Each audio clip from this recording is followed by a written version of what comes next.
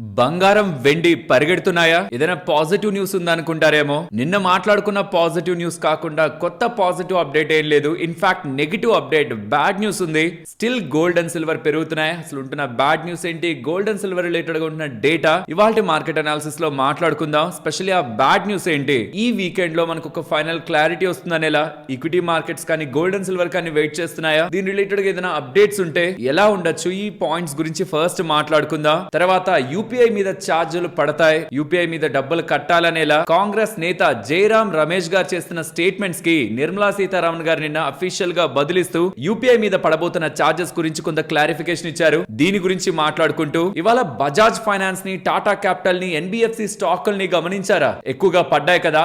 RBI వాళ్ళు ఒక shocking update అయితే చేశారు. మీరు ఎక్కడైనా బయట ఈఎంఐలతో లోన్లు తీసుకుని ఏదైనా ప్రొడక్ట్ని కొంటుంటే, బజాజ్ ఫైనాన్స్ వాళ్ళది కానీ బయట ఎక్కడైనా లోన్లు తీసుకుంటూ ఉంటే ఫ్లెక్సీ లోన్స్ అని వింటూ ఉండింటారు. వాటి ద్వారా మీరు లబ్ధి పొందుతూ ఉంటే ఆ లోన్స్ ఇక ఎన్బిఎఫ్సి ఆపేయాల్సిందే. సో లోన్స్ తీసుకునే వాళ్ళకి కానీ అండ్ ఈవెన్ ఎన్బిఎఫ్సి స్టాక్ లో పెట్టుబడులు పెట్టిన వాళ్ళకి కానీ ఇది జాగ్రత్తగా అర్థం కావాలి. ఆర్బీఐ ఒక కొత్త రూల్స్, వీటి గురించి కూడా మార్కెట్ అనాలిసిస్ లో మాట్లాడుకుంటూ గ్లోబల్ గా ఇంట్రెస్టింగ్ కొన్ని అప్డేట్స్ ఉన్నాయి. వాటిని ఇండియన్ మార్కెట్ డేటాతో కంబైన్ చేస్తే వాళ్ళ మన మార్కెట్ యాక్టివిటీని డిస్కస్ చేసుకుంటూ వాళ్ళ మన మార్కెట్ అనాలిసిస్ ని ఎండ్ చేద్దాం. Hello friends, welcome to day trader Telugu.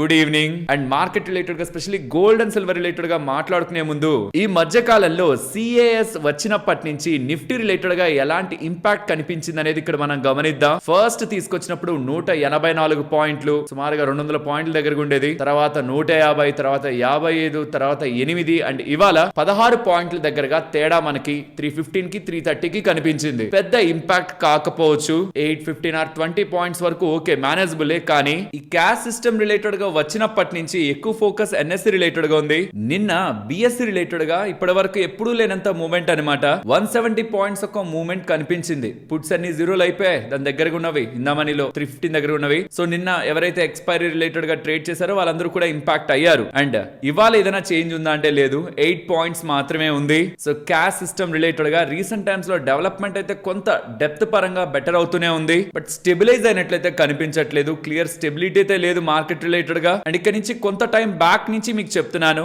Expiry రోజు లాస్ట్ హాఫ్ అన్ అవర్ వదిలేండి మార్కెట్ ని. చాలా అన్సర్టనిటీ ఉంది, దయచేసి ఆ టైంలో ట్రేడింగ్ చేయొద్దు అని. డేటాని చూడండి, బిఎస్సి డెరివేటివ్స్ డేటా షార్ప్ గా ఫాల్ అయింది. 40% దగ్గరగా రీటైలర్స్ అండ్ ఎఫ్పిఐస్ రిలేటెడ్ గా ట్రేడింగ్ యాక్టివిటీ ఆ పాయింట్ లో డౌన్ అయింది. సిఏఎస్ ఇంప్లిమెంటేషన్ తెచ్చినప్పటి నుంచి డేటా ఎలా మారుతూ వచ్చింది అనేది ఇక్కడ మీరు గమనించాలి. ఎలా ఉండే డేటా కాస్త షార్ప్ గా 40% దగ్గరగా ఎలా డౌన్ అయిందని. ఇది బిఎస్సి రిలేటెడ్ గా నెంబర్స్ ని కొంత ఇంపాక్ట్ చేయొచ్చు. సో ఇది మీరు స్టాక్ పరంగా చూసినా, ట్రేడింగ్ ఆస్పెక్ట్ లో చూసినా, మార్కెట్ డెప్త్ పరంగా చూసినా, రీసెంట్ టైమ్స్ లో వచ్చిన మల్టిపుల్ రూల్స్ మార్కెట్ రిలేటెడ్ గా ఇంపాక్ట్ అయితే క్రియేట్ చేస్తున్నాయి. బట్ ఇది మార్కెట్ స్టెబిలిటీ కోసమే అనేలా సెబీ వాళ్ళు అండ్ ఎక్స్చేంజెస్ చెప్తున్నారు. ఓవర్ యాక్టివిటీని కంట్రోల్ చేయడానికి అండ్ మార్కెట్ లో ఉంటున్న అన్సర్టనిటీస్ ఆర్ లూప్ హోల్స్ ని కవర్ చేయడానికి కొత్త సిస్టమ్స్ అంటున్నారు. బట్ ఎనీవే, డేటా ఇక్కడ మీకు పెడుతున్నాను. బిఎస్సి రిలేటెడ్ గా ట్రేడింగ్ యాక్టివిటీ ఇది ఎక్కడ చెక్ చేయాలి, ఇది బిఎస్సి అఫీషియల్ వెబ్సైట్ లో ఉంటుంది. ఆ లింక్ కూడా మీకు వీలైతే డిస్క్రిప్షన్ లో ఇస్తాను, చూడండి. అండ్ ఇంకొక ఇంట్రెస్టింగ్ డేటా కూడా ఇక్కడ మీకు ప్రెజెంట్ చేస్తున్నాను, ఒకసారి చూడండి. ఎన్ఎస్సి కి సంబంధించిన డెలివరీ టు ట్రేడెడ్ రేషియో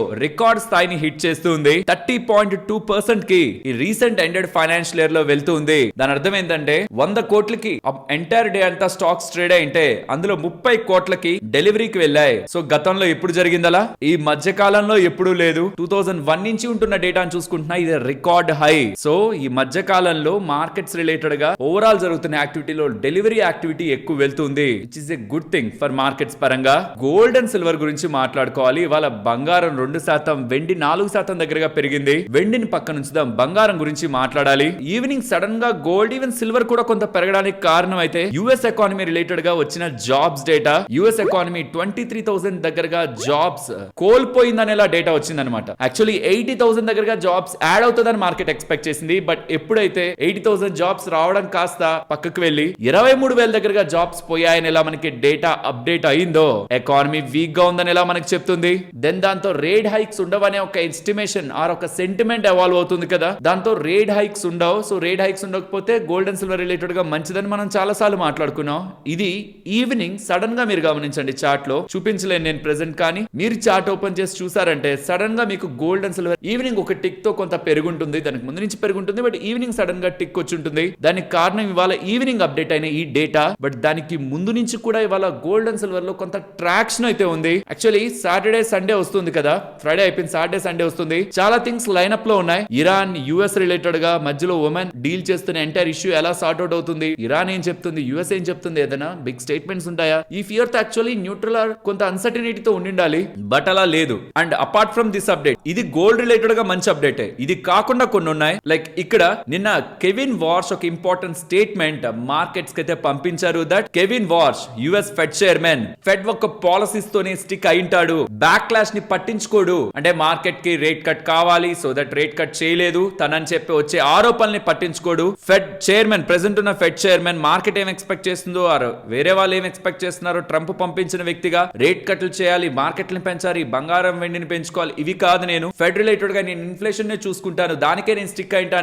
నేను ఫెడ్ చైర్మన్ రిలేటెడ్ వస్తున్న ఈ కామెంట్స్ బాండ్ డీల్స్ ని, అమెరికాకు సంబంధించిన బాండ్ డీల్స్ ని పెంచాయి. నిన్న అమెరికా ఒక మార్కెట్లు కూడా కొంత వీక్ అయ్యాయి. ఈ అప్డేట్స్ మార్కెట్ లోకి వచ్చిన తర్వాత ఇది మంచిదేం కాదు కదా, స్పెషల్లీ గోల్డ్ అండ్ సిల్వర్ కి. ఇన్ఫ్లేషన్ కి స్టిక్ ఆన్ అయింటాను, ఒకవేళ నీడ్ అయితే వడ్డీ రేట్లు పెంచుతాను. ఈవెన్ సెప్టెంబర్ లో రేట్ హైక్ చేస్తారనేలా కూడా నిన్న మనకు కొన్ని ప్లాట్ఫామ్స్ లో డేటా కూడా అప్డేట్ అయింది. మే కన్సిడర్ సెప్టెంబర్ హైక్ అని, ఇఫ్ ఇన్ఫ్లేషన్ కానీ తగ్గకుండా ఉంటాయని. ఇది మార్కెట్స్ కి గోల్డ్ అండ్ సిల్వర్ రిలేటెడ్ గా మంచి విషయం ఏం కాదు. సో ఇరాన్ పార్లమెంట్ లో ఒక బిల్ ప్రపోజల్ లో ఉందంట, అంటే ఫైనల్ డెసిషన్ కాదు, రివ్యూ లో ఉందంట. That straight of Hormuz open చేస్తాం, ఇజ్రాయెల్ షిప్స్ యుఎస్ షిప్స్ అందులోంచి వెళ్ళకూడదు. పొరపాటున వెళ్ళాయా వాళ్ళకి రెండే ఆప్షన్స్, వాళ్ళ మీద దాడి చేయడమా లేదా 20% పెనాల్టీ కట్టి ముందుకు పంపించడమా. ఆబ్వియస్లీ పెనాల్టీ కడతారు, 20% పెనాల్టీ. ట్రంప్ చెప్పిందే కదా, లేకపోతే అంతకుముందు చాలా తక్కువ కలెక్ట్ చేసుకుంటాం అన్నారు. ట్రంప్ పెద్ద పెద్ద మాటలు చెప్పేసరికి వాళ్ళకు కూడా ఆశ పెరిగిపోయింది. ఇరాన్ వాళ్ళకి 20% పెనాల్టీ అడుగుతున్నారు. 20% అంటే ఎంత? $200 మిలియన్ కి సంబంధించిన ఫుల్లీ లోడెడ్ సూపర్ ట్యాంకర్ వెళ్తుంది అనుకుందాం, ఫుల్ గా బ్యారల్స్ ని, ఆయిల్ బ్యారల్స్ ని క్యారీ చేసుకుంటూ. దాంట్లో 20% అంటే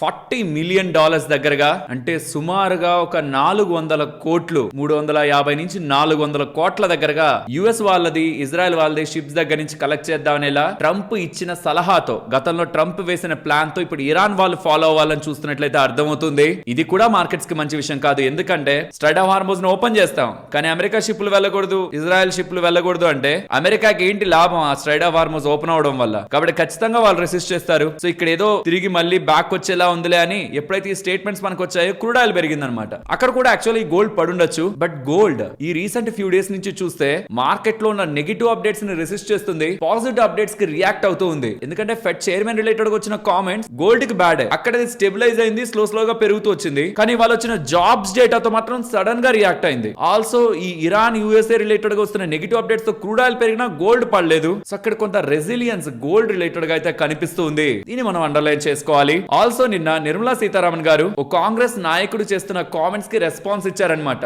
ఊరికే ఏది పడితే అది చెప్పకండి, యూపీఐ మీద ప్రజలేం డబ్బులు కట్టరు, ప్రజల మీద మేము చార్జెస్ వేయట్లేదు, పెద్ద పెద్ద మర్చెంట్స్ మీద మేము వేస్తున్నాం, అది కూడా ఎంత వేయాలనేది ఫైనలైజ్ అవ్వలేదు, ఎండ్ యూజర్స్ కస్టమర్స్ డబ్బులు కట్టరని, కానీ డబ్బులు కలెక్ట్ చేస్తున్నది పెద్ద పెద్ద మర్చెంట్స్ నుంచి అని, అది బ్యాంక్స్ ని, ఫిన్టెక్ కంపెనీస్ ని ఇంకా ఇన్ఫ్రాస్ట్రక్చర్ మీద స్పెండ్ చేయించి ఇన్నోవేషన్ అండ్ సెక్యూరిటీ మీద ఫోకస్ చేసేలా చేస్తుందని. ఇవన్నీ కూడా నేను పార్లమెంట్ లో మాట్లాడేదాన్ని, ఇఫ్ మీరు నన్ను కానీ కన్స్ట్రక్టివ్ గా మాట్లాడినిచ్చుంటే అనేలా తను కాంగ్రెస్ ని ఎద్దేవా చేసే ప్రయత్నం చేశారు. సో ఇది మనకి ఫస్ట్ నుంచి తెలుసు, ఇదేమి ఎండ్ యూజర్ అంటే మనమేం పే చేయం టాక్సెస్, అంటే చార్జెస్ ఆ 200 పైన ఏదైనా ఎండిఆర్ మర్చెంట్ డిస్కౌంట్ రేట్ ని ఏదైనా అప్లై చేస్తే 0.3, 0.5 ఎంత అనేది కమింగ్ టైమ్స్ లో బ్యాంక్స్ అండ్ ఫిన్టెక్ కంపెనీస్ ఇవన్నీ మాట్లాడుకొని కలెక్టివ్ గా గవర్నమెంట్ ఒక ఆదేశాలతో మనకి అప్లై చేస్తాయి. కానీ ఎవరైనా పెద్ద పెద్ద మర్చెంట్స్ ఉన్నారనుకోండి, లైక్ డిమార్ట్, బయట ఉన్న పెద్ద స్టోర్స్, వాళ్ళకి డబ్బులు పడుతుంది అనుకోండి, వాళ్ళు దాన్ని బేర్ చేస్తారా, అది కూడా ప్రొడక్ట్స్ లోనో ఏదో దాంట్లో కలిపి మన మీద వేస్తారా అన్నది ఫైనల్ క్వశ్చన్. చూడాలి కమింగ్ టైమ్స్ లో యూపీఐ రిలేటెడ్ ఉంటున్న ఎంటైర్ ఎకో సిస్టమ్ మీద రన్ అవుతున్న కంపెనీస్ ఎలాంటి స్టెప్స్ తీసుకుంటే, ఎస్పెషల్లీ బిగ్ కంపెనీస్ ఎలాంటి స్టెప్స్ తీసుకుంటాయని. నెక్స్ట్ ఆర్బీఐ రిలేటెడ్ గా ఇంపార్టెంట్ రూల్స్ కనిపిస్తున్నాయి. ఒకటి, అప్పర్ లేయర్ ఎన్బిఎఫ్సి కేటగిరీలోకి ఏవే వస్తాయి, అసలు ఎన్బిఎఫ్సి కేటగిరీలోకి ఏవే వస్తాయన్న లిస్ట్ మనకి ఇచ్చేసారు. 17 కంపెనీస్ దగ్గరగా ఉంది. ఇక్కడ ఫైనల్ గా టాటా సన్స్ రిలేటెడ్ గా మనకు ఒక ఫైనల్ క్లారిటీ రావాలి కదా, దాని రిలేటెడ్ గా ఇంకా స్టిల్ క్వశ్చన్ మార్క్స్ అయితే పెండింగ్ లో ఉంటున్నాయి. దీని ఇలా ఉంటే ఎన్బిఎఫ్సిలకి, స్పెషల్లీ ఫ్లెక్సీ లోన్స్ ఇస్తున్న ఎన్బిఎఫ్సిలకి ఒక భారీ షాకే ఆర్బీఐ వాళ్ళు ఇస్తున్నట్లు కనిపిస్తుంది. ఇది బజాజ్ ఫైనాన్స్ కి, టాటా క్యాపిటల్ కి మంచి విషయం అయితే కాదు. ఇప్పుడు ఆర్బీఐ వాళ్ళు ఎన్బిఎఫ్సిలకి ఏమని చెప్తున్నారంటే, రివాల్వింగ్ క్రెడిట్ ఫెసిలిటీని ప్రొవైడ్ చేయొద్దు అంటున్నారు ఫ్లెక్సీ లోన్స్ లో. లైక్ ఇప్పుడు మీరు ఎక్కడైనా లోన్ తీసుకున్నారనుకోండి, ఆ లోన్ కి రీపేమెంట్ చేశారనుకోండి, మళ్ళీ మీకు లోన్ ఇచ్చే అబిలిటీ పెరుగుండకూడదు. లైక్ మీ క్రెడిట్ కార్డ్ లా మీకు ఒక 1 lakh క్రెడిట్ కార్డ్ ఉంది, లిమిట్ ఉన్నది, అందులో 50,000 వాడేశారు అంటే ఇంకెంత మీరు వాడచ్చు, 50,000 వాడాలి. అలా కాకుండా మీరు ఇప్పుడు ఒక 20,000 రీపేమెంట్ చేస్తే ఇప్పుడు మీరు 50,000 కాదు 70,000 వాడుకోవచ్చు కదా. సో అలా మీకు నచ్చినప్పుడు రీపే చేసుకొని మళ్ళీ వాడుకుంటూ ఇలా ఇలా రొటేట్ చేసుకుంటూ రివాల్వ్ చేసుకుంటూ ఉండేలాగొద్దు.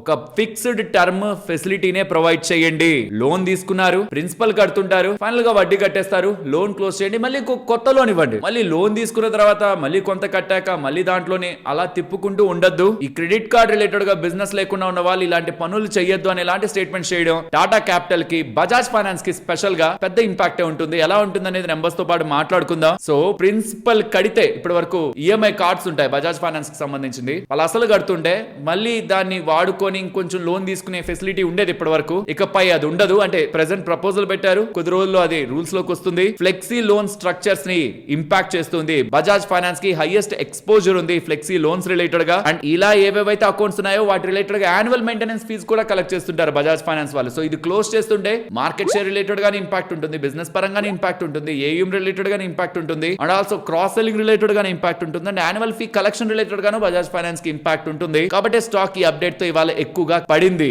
ఎంత ఎగ్జాక్ట్ గా ఫ్లెక్సీ లోన్ బుక్ ఉంటుంది వాళ్ళ ఎంటైర్ ఏయూఎం లో అంటే అది వాళ్ళు బజాజ్ ఫైనాన్స్ వాళ్ళే డైరెక్ట్ గా ఇంత ఏయూఎం ఉంది ఫ్లెక్సీ లోన్ బుక్ అని చెప్పట్లేదు. కానీ మార్కెట్ లోని ఎక్స్పెక్టేషన్స్ 25% దగ్గరగా ఉంటుందని. బట్ బజాజ్ ఫైనాన్స్ ఒక స్ట్రాంగ్ పెడిగ్రీ ఉంటున్న కంపెనీ ఎన్బిఎఫ్సి స్పేస్ లో. సో వాళ్ళు వాళ్ళ రూట్స్ ని వెతుక్కుంటారు బిజినెస్ ని గ్రో చేసుకోవడానికి. కానీ ప్రాబ్లం అంతా ఏంటంటే కమింగ్ టైమ్స్ లో ఏఎం లో అంత స్ట్రాంగ్ గ్రోత్ ని మనం ఎక్స్పెక్ట్ చేయలేం బిజినెస్ లో కూడా. కానీ ఇది అసెట్ క్వాలిటీని స్ట్రెంథన్ చేస్తుంది, అసెట్ క్వాలిటీని స్టెబిలైజ్ చేస్తుంది. సో ఆల్మోస్ట్ బజాజ్ ఫైనాన్స్ దగ్గర 12.5 కోట్ల దగ్గరగా కస్టమర్స్ ఉన్నారు. అందులో 8 కోట్ల దగ్గరగా క్రాస్ సెల్ కస్టమర్స్, 2.5 లాక్ దగ్గరగా డిస్ట్రిబ్యూషన్ పాయింట్స్ ఉన్నాయి, 21% దగ్గరగా క్యాపిటల్ అడిక్వసీ రేషియోని మెయింటైన్ చేస్తున్న quality NBFC. But what ever RBI ఇప్పుడు తీసుకొస్తున్నది అయితే మాత్రం ఒక బిట్ ఆఫ్ షాకింగ్ డేటా గానే మనం చూడాలి. అండ్ వీళ్ళ దగ్గర ఆల్మోస్ట్ 9.77 crore ఈఎంఐ కార్డ్స్ ఉన్నాయి. అవి క్రెడిట్ కార్డ్స్ కాదు, ఈఎంఐ రిలేటెడ్ ఉంటున్నవి. రీయూజబుల్ క్రెడిట్ లిమిట్ ఇప్పటి వరకు దాంట్లో డిజైన్ చేశారు. కానీ ఇకపై దాని రిలేటెడ్ గా ఫర్దర్ స్టెప్స్ ని వీళ్ళు తీసుకుని ఆర్బీఐ ఒక రూల్స్ ని ఫాలో అవ్వాల్సి ఉంటుంది. ఇది ఇమీడియట్ గా రూల్స్ గా వచ్చాయంటే కాదు, 28 ఆగస్టు 2026 వరకు ఇది ప్రపోజల్ గా ఉంటుంది. తర్వాత ఏదైనా కామెంట్స్ ఉంటే వాటిని తీసుకొని ఫైనల్ గా అమెండ్మెంట్ తీసుకొని వస్తారు. ఇది రూల్స్ గా అయితే వస్తుంది. కాబట్టి ఇవాళ Bajaj finance and NBFC space related గా మనకి ఇంపాక్ట్ అయితే కనిపించింది. సో బజాజ్ ఫైనాన్స్ ఇన్వెస్టర్స్ ఈ అప్డేట్ ని కొంత అండర్లైన్ చేయాలి. వస్తున్న డేటా ఆర్బీఐ దగ్గర నుంచి వస్తున్నదైతే దానికి ఈవెన్ టాటా క్యాపిటల్ కూడా మంచిది కాదు. బిగ్ హిట్ ఎవరు తీసుకుంటారంటే బజాజ్ ఫైనాన్స్. ఆల్సో ఆర్బీఐ వాళ్ళు లోన్ రికవరీ రిలేటెడ్ గా కూడా కొత్త రూల్స్ అయితే పెడుతున్నారు. ఎవరికైనా ఇన్స్టిట్యూషన్స్ లోన్ ఇచ్చిన తర్వాత వాళ్ళని పదే ఫోన్లు చేసి వేధించకూడదని, 8 గంటల నుంచి మార్నింగ్ 8 గంటల నుంచి రాత్రి 7 గంటల లోపలే కాల్ చేయాలని, హెరాస్మెంట్ చేయడం, థ్రెటన్ చేయడం, అబ్యూజివ్ లాంగ్వేజ్ వాడడం ఇవేవి చేయకూడదని, వాళ్ళ ప్రైవసీకి భంగం కలిగించకుండా హెరాస్ చేయకుండానే డబ్బులు రికవర్ చేసుకోవాలని చెప్తున్నారు. ఇది most of the banks and NBFCs కి బిజినెస్ పాయింట్ ఆఫ్ వ్యూ లో చూస్తే ఎథికల్ గా ఇది కరెక్టే. బిజినెస్ పాయింట్ లో చూసినప్పుడు వాళ్ళకంతా బెటర్ గా అనిపించదు. అడిగ మన మార్కెట్స్ విషయానికి వస్తే ఇవాళ మార్కెట్స్ రిలేటెడ్ గా గ్లోబల్ గా ఇరాన్ రిలేటెడ్ గా టెన్షన్స్, క్రూడ్ ఆయిల్ పెరగడం, ఇవాళ కొంత వోల్టాలిటీ కనిపించింది. నిన్న క్లోజింగ్ కూడా కొంత పైన అవుతుండడం, ఇవాళ ఓపెనింగ్ అయితే దానికి తగ్గట్టు మార్కెట్ లో కొంత అడ్జస్ట్మెంట్ ఇది వాళ్ళ మార్కెట్ లో చూసారు. అండ్ ఈ పాయింట్ ఆఫ్ టైమ్ లో గిఫ్ట్ నిఫ్టీ ఆల్మోస్ట్ ఒక 75 పాయింట్ల దగ్గరగా పెరిగింది. మరి మండే ఎలా ఉంటుందో చూడాలి. ఎందుకంటే చెప్పాను కదా, ఈ Friday night, Saturday, Sunday US Iran related గా, ఒమెన్ రిలేటెడ్ గా మనకు ఒక క్లారిఫికేషన్ రావచ్చు. అమెరికాకైతే నచ్చదు కదా, ఇరానే స్ట్రైట్ ఆఫ్ హార్మోన్స్ ని కంట్రోల్ చేస్తుంది, డబ్బులు కలెక్ట్ చేస్తుంది, ఎవరు వెళ్ళాలి ఎవరు వెళ్ళకూడదు అనేది ఇరానే డిసైడ్ చేస్తుందంటే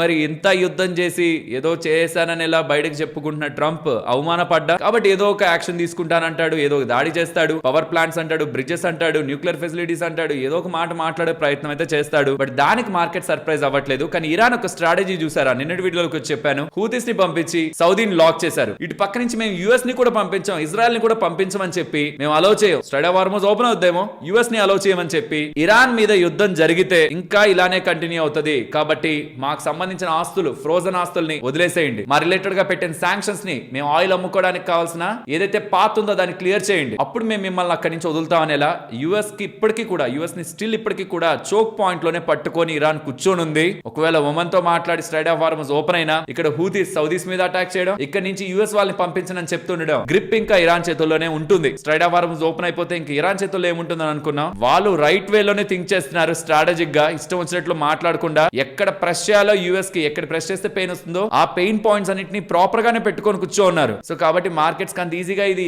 వీకెండ్ లో రిజాల్వ్ అయిపోతుందన్న క్లారిటీ వచ్చినట్లేదు. ఇవాళ కొంత వీక్ అయ్యాయి. కానీ ఒకవేళ ఈ ఎక్స్పెక్టేషన్స్ కి అగైనెస్ట్ గా స్ట్రాంగ్ గా ఏదైనా యుఎస్ ఇరాన్ కలిసిపోయాయి, డీల్ అయిపోయింది, ఫైనలైజ్ అయిపోయింది అలాంటి అప్డేట్స్ వచ్చాయనుకోండి, ఈ వీకెండ్ లో మార్కెట్స్ మండే చాలా మంచిగా రియాక్ట్ అవుతాయి. అండ్ బంగారం, వెండి కూడా అవి నెగిటివ్ అప్డేట్స్ కే పెరుగుతున్నాయి. ఇప్పుడు మరి యుద్ధం ఎండ్ అయిపోతుంది, క్రూడ్ ఆయిల్ పడ్డం అనేది వాటికి మంచిదే కాబట్టి అవి కూడా రియాక్ట్ అవ్వచ్చు. అండ్ ఎలాంటి అప్డేట్స్ ఉన్నా, ఇలాంటి కీ ఇంపార్టెంట్ అప్డేట్స్ ఏ ఉన్నా సరే అది మీకు మన వాట్సాప్ ఛానల్లో షేర్ చేస్తాను. అండ్ దీని ఒక link description comment section section లో ఉంటుంది. చాలా ఫేక్ ఛానల్స్ ఉంటున్నాయి, డబ్బులు అడుగుతున్నారు, పెయిడ్ టిప్స్ అని చాలా ఫేక్ థింగ్స్ మన నేమ్ అండ్ లోగో పెట్టి చేస్తున్నారు. దయచేసి నమ్మకండి. Official channel links description comment section లో ఉంటాయి. వాట్సాప్ టెలిగ్రామ్ ది త్రూ వాటి ద్వారానే జాయిన్ అవ్వండి. అండ్ మార్కెట్స్ రిలేటెడ్ గా మాట్లాడాలంటే 24,300 పైకి వచ్చినప్పటి నుంచి 24,770 మార్కెట్ ఒక 200 మూవింగ్ యావరేజ్. దాని పైకి వెళ్ళైతే ముగియలేదు, ఇన్ బిట్వీన్ తిరుగుతూ ఉంది. ప్రాబబ్లీ మండే అట్లీస్ట్ ఏదో ఒక స్టేట్మెంట్స్ యుఎస్ ఇరాన్ రిలేటెడ్ గా ఈ ఉమెన్ కూడా ఇన్వాల్వ్ అయింది కాబట్టి ప్రాబబుల్ కంక్లూజన్ వచ్చే అవకాశం ఉంది. కాబట్టి లెట్స్ హోప్ అట్లీస్ట్ ఈ వీకెండ్ తో అయినా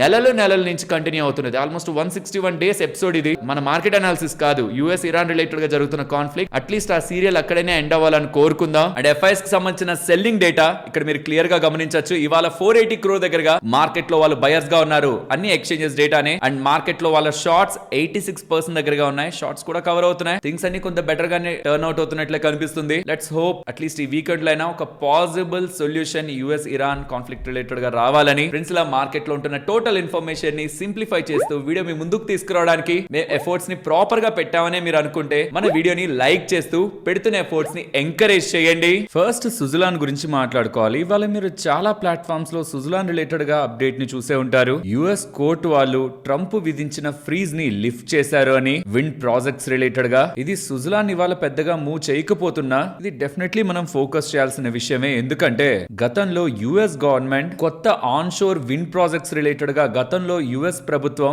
ఆంక్షల్ని విధించింది, రివ్యూయింగ్ అండ్ అప్రూవ్ చేసే దాని రిలేటెడ్ గా. సో దీని కారణంగా ఫర్దర్ గా విండ్ ప్రాజెక్ట్స్ రిలేటెడ్ గా స్లో డౌన్ అయ్యి దీని రిలేటెడ్ గా బిజినెస్ ఇస్తున్న సుజలాన్ పరంగా ఏదైనా ఇంపాక్ట్ ఉంటుందా అని గతంలో మార్కెట్ అయితే అనుకుంది. కానీ ప్రెసెంట్ యుఎస్ ఫెడరల్ జడ్జ్ మీరు అనుమతి ఇవ్వాలా లేదా అనేది తర్వాత విషయం, అట్లీస్ట్ అప్లికేషన్స్ ని రివ్యూ చేయడం ఎందుకు ఆపుతున్నారని దాని రిలేటెడ్ గా ఉంటున్న ఫ్రీజ్ ని లిఫ్ట్ చేశారు. దాని అర్థం ఏం అప్రూవల్ ఇచ్చేయమని కాదు. అసలు యాక్చువల్లీ యుఎస్ గవర్నమెంట్ దాన్ని ఫ్రీజ్ చేసిన దానికి కారణమే ఈ పెద్ద పెద్ద విండ్ ప్రాజెక్ట్స్ తిరుగుతూ ఉంటాయి కదా, అవి వాళ్ళ military radar, flight paths and defence communications కి అడ్డొస్తున్నాయి. కాబట్టి డిఫెన్స్ డిపార్ట్మెంట్ క్లియరెన్స్ లేకుండా వీటిని ఇకపై ముందుకు వెళ్ళొద్దు అని దాన్ని ఫ్రీజ్ చేశారు. కానీ ఇప్పుడు అప్లికేషన్స్ ని రివ్యూ చేయండి, ఫ్రీజ్ చేయడం ఎందుకు, రివ్యూ చేయండి అనేలా యుఎస్ గవర్నమెంట్ ఆ ఫ్రీజ్ ని లిఫ్ట్ చేస్తూ ఉంది. నెక్స్ట్ సిఈఎస్సి వాళ్ళు ఉన్నారా, పవర్ రిలేటెడ్ కంపెనీ. వీళ్ళకి solar energy corporation of India SECI దగ్గర నుంచి 175 మెగావాట్ విండ్ పవర్ ప్రాజెక్ట్ లభించింది. దాని రిలేటెడ్ గా LOA వీళ్ళు పొందారని, లెటర్ ఆఫ్ అవార్డ్ ని పొందారని,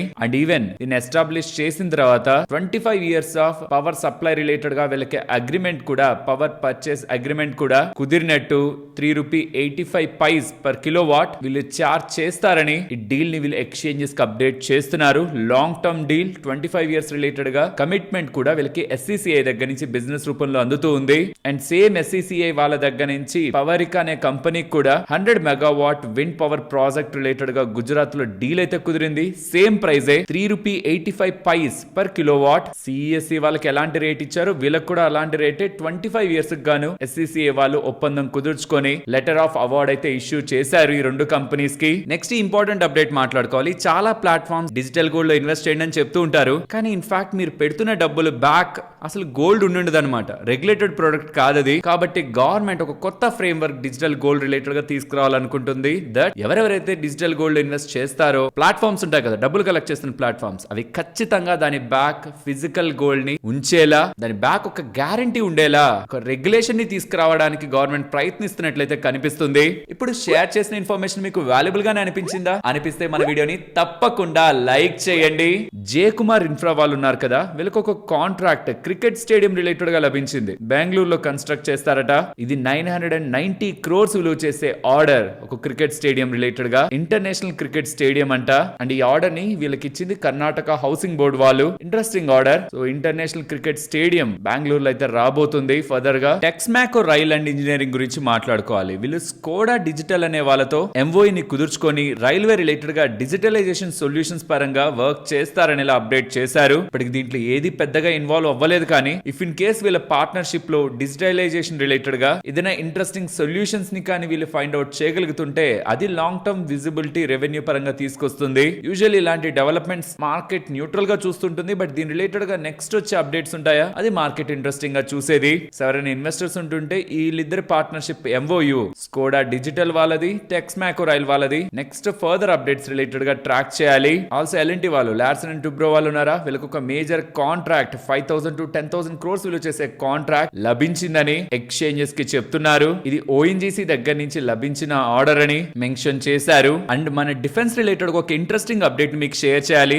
మన ఇండియా సక్సెస్ఫుల్ గా అగ్ని 4 మిసైల్ ని ఒడిశా నుంచి లాంచ్ చేసింది. దీని ఒక రేంజ్ 4000 కిలోమీటర్లు. మీకు మ్యాప్ లో చూపిస్తాను, ఇది చూడండి. ఈ మిసైల్ ని మన ఇండియా నుంచి ఒకవేళ ఎక్కడికైనా వెయ్యాలనుకుంటే ఈ కంట్రీస్ అన్ని కవర్ అవుతాయన్నమాట. ఈ రేంజ్ ఇంతటి రేంజ్ కవర్ అవుతుంది. ఇది MRBM medium range ballistic missile. Chandipur Odisha నుంచి దీన్ని లాంచ్ చేసి టెస్ట్ చేశారు సక్సెస్ఫుల్ గా. ఇది ఇండియాకి సంబంధించిన స్ట్రాటజిక్ డిఫెన్స్ కి ఒక మైల్ స్టోన్ అనుకోవచ్చు. నెక్స్ట్ నజారా టెక్నాలజీస్, వీళ్ళు 306 రూపీస్ పర్ షేర్ లెక్కన 2,40,00,000 షేర్లని ఇష్యూ చేసి 733 crore 50 lakhs మనీని రైజ్ చేయబోతున్నారని అండ్ ఎవరెవరికి ఇస్తున్నారనేది కూడా వీళ్ళు నేమ్స్ ని మెన్షన్ చేస్తున్నారు. 6 ఐడెంటిఫైడ్ ఇన్వెస్టర్స్ అండ్ వాళ్ళ నేమ్ అండ్ వాళ్ళకి ఎన్ని షేర్స్ ని ఇష్యూ చేస్తున్నారనేది ఇక్కడ మీరు గమనించొచ్చు. పీటీసీ ఇండస్ట్రీస్ వాళ్ళ సబ్సిడరీ ఉందా, ఏరోలైట్ టెక్నాలజీస్ వాళ్ళు, వీళ్ళు ఎయిర్ బస్ వాళ్ళతో పార్ట్నర్షిప్ ని కుదుర్చుకున్నారని, ఇందులో భాగంగా వాళ్ళకి టైటానియం కాస్టింగ్స్ ని సప్లై చేయబోతున్నారని అప్డేట్స్ చేస్తున్నారు. సో వీళ్ళండర్లో ఉంటున్న కంపెనీ దట్టు ఎయిర్ బస్ తో పార్ట్నర్షిప్ కుదుర్చుకోవడం అనేది పీటీసీ ఇండస్ట్రీస్ పరంగా మంచిగానే చూడాలి.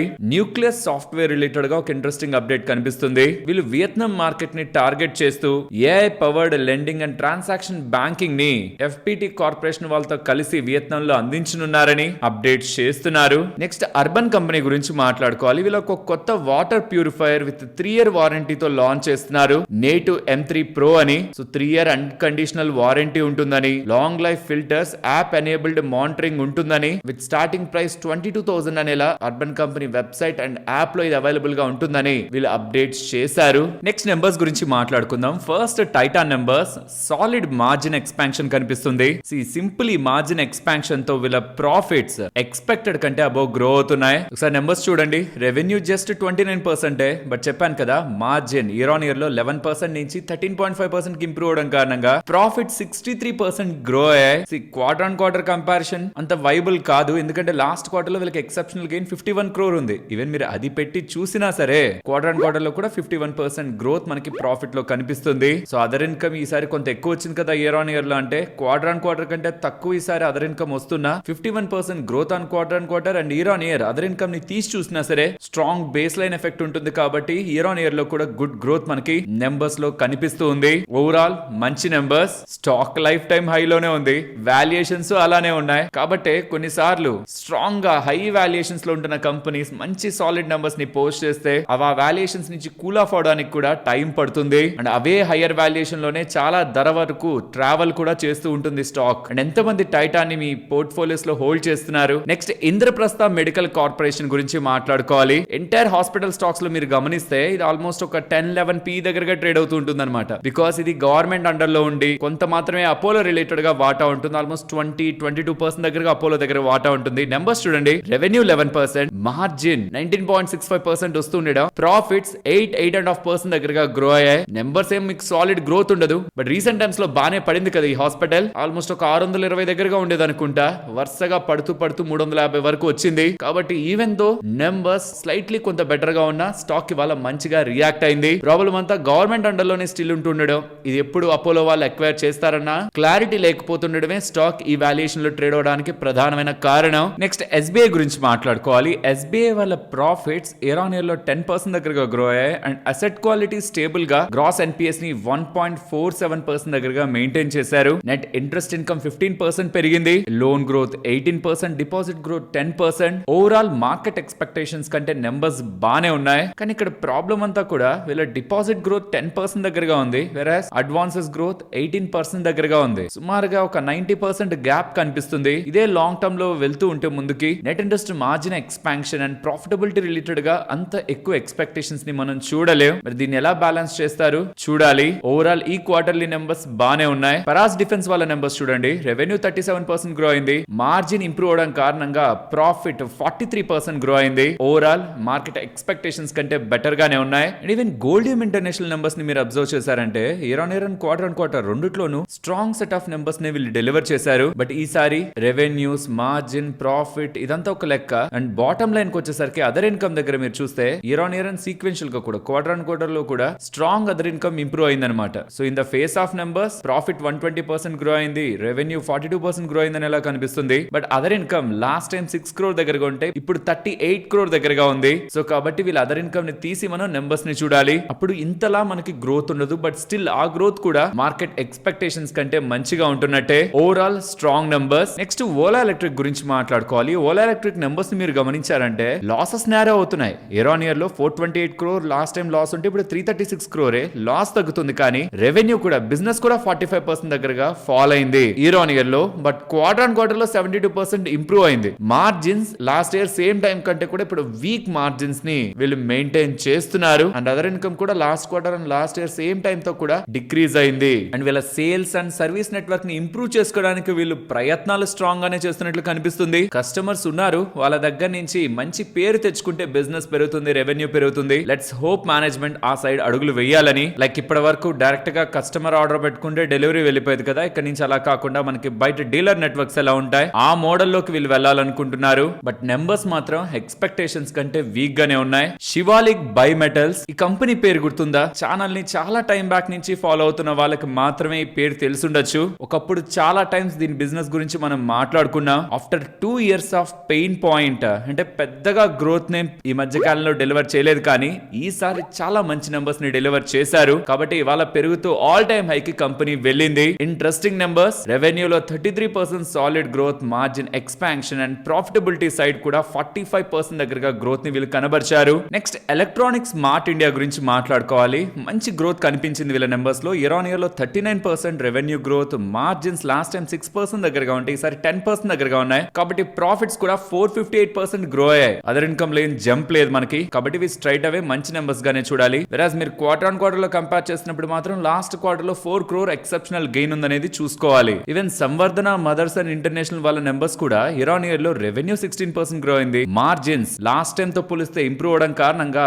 ప్రాఫిట్స్ బిఫోర్ ఎక్సెప్షనల్ ఐటమ్ చూడాలి. ఇక్కడ అలా చూస్తే 54% దగ్గరగా మనకు కనిపిస్తుంది. బట్ ఓవరాల్ ప్రాఫిట్స్ ని మీరు చూస్తే 77% దగ్గరగా కనిపిస్తుంది. Because last year same time లో ఎక్సెప్షనల్ లాస్ ఐటమ్ ఉంది వీళ్ళ దగ్గర 136 crore. అండ్ లాస్ట్ క్వార్టర్ లో ఆల్మోస్ట్ 194 crore దగ్గరగా ఎక్సెప్షనల్ లాస్ ఐటమ్ ఉంది. ఈ రెండింటిని మీరు చూసి నెంబర్స్ ని క్యాలిక్యులేట్ చేస్తున్నప్పుడు ఓవరాల్ నెంబర్స్ ఎక్స్పెక్టేషన్స్ కి బెటర్ గానే ఉన్నాయి. ఈవెన్ బెక్టర్ ఫుడ్స్ వాళ్ళ నెంబర్స్ ని కూడా మీరు గమనిస్తే ఇయర్ ఆన్ ఇయర్ లో రెవెన్యూ 16% గ్రో అయింది. మార్జిన్ లాస్ట్ టైం 12% ఉండి సార్ 13% రావడం కారణంగా ప్రాఫిట్స్ 25% దగ్గరగా గ్రో అయ్యాయి. మంచి నెంబర్స్. సరే మరి నేను ఉంటాను, మరొక ఇంట్రెస్టింగ్ వీడియోతో మళ్ళీ మీ ముందుకు వస్తాను. అంతవరకు టేక్ కేర్. జై హింద్.